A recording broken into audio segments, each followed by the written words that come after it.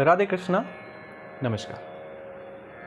कई बार ऐसा होता है कि घर में जो देवी की प्रतिमाएं होती हैं वो खंडित हो जाती हैं, टूट जाती हैं, मिट्टी की प्रतिमाएं खंडित हो जाती हैं, या हमने कोई चित्र लगा रखा है, वो चित्र खंडित हो जाता है, या किसी कारण से उसमें माचिस की तीली पड़ जाती है, उसमें कहीं छिद्र हो जाता है, कई बार तो चित्र जल भी जाता है।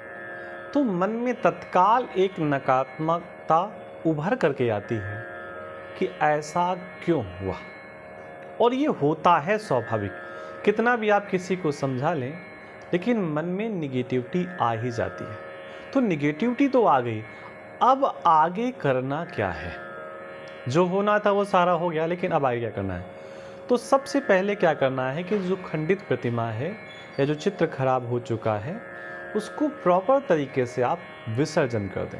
अगर मिट्टी की प्रतिमा है तो उसे जल में प्रवाहित कर सकते हैं, अगर कोई चित्र है तो उसे भी जल में प्रवाहित कर सकते हैं। जल नज़दीक नहीं है तो आप मिट्टी खोद करके उस चित्र को वहाँ पर स्थापित कर सकते हैं। तत्काल शुभ मुहूर्त देख करके नया चित्र घर पर लगाएं, और अगर कोई प्रतिमा है तो नई प्रतिमा घर में स्थापित करें। और जिस दिन आप ये प्रतिमा स्थापित कर रहे हैं या चित्र लगा रहे हैं तो इस एक बात का और ध्यान रखें, उस दिन घर में ब्राह्मणों को और कन्याओं को या दोनों में से जो आसानी से सुलभ हो उन्हें प्रसाद खिलाएं, उन्हें भोजन खिलाएं, कन्या का पूजन करें, कन्या को प्रसाद खिलाएं। अब एक प्रश्न है, कई बार स्थितियां ऐसी नहीं बन पाती कि कोई घर पे आ रहा है, तो फिर आप जिस दिन प्रतिमा को घर पे स्थापित करते हैं या चित्र को घर पे रखते हैं उस दिन किसी मंदिर पे जा कर के आप वहाँ पर प्रसाद का वितरण भी कर सकते हैं।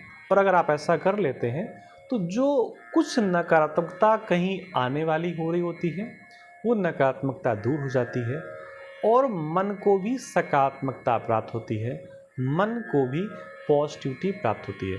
तो घबराना नहीं है, बस इतना आपको कर लेना है जो आपको